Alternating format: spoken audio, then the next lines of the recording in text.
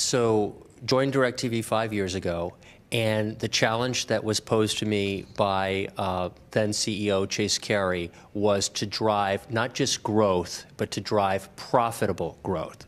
So the key was to understand who were profitable consumers that we could go after.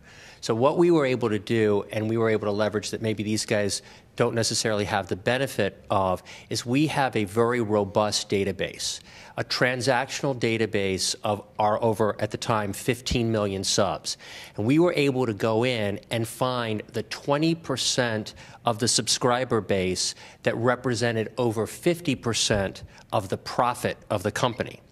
And then what we did, once we understood that 20%, we did a demographic overlay on top of it. We used outside data, we appended it, and we overlaid it on top of this. And it's not always the case. I've worked at other companies where the demographic overlay tells you nothing. But in this particular case, what we saw was a relatively homogeneous group comprised that come to the surface, which was this more profitable segment tended to have a man in the family and tended to be over 35, living in single-family homes.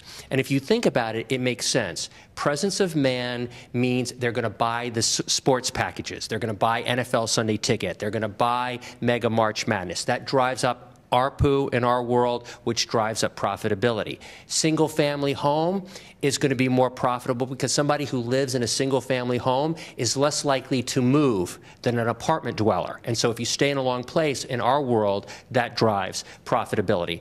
Over 35 plus, there's more discretionary income, and then family, a higher consumption of TV, a greater appreciation for TV. So it just made sense, and we put the stake in the ground in that core audience, and that's what we focused on, and we've built a whole brand around that demographic group for the last 5 years, and it has, paid off.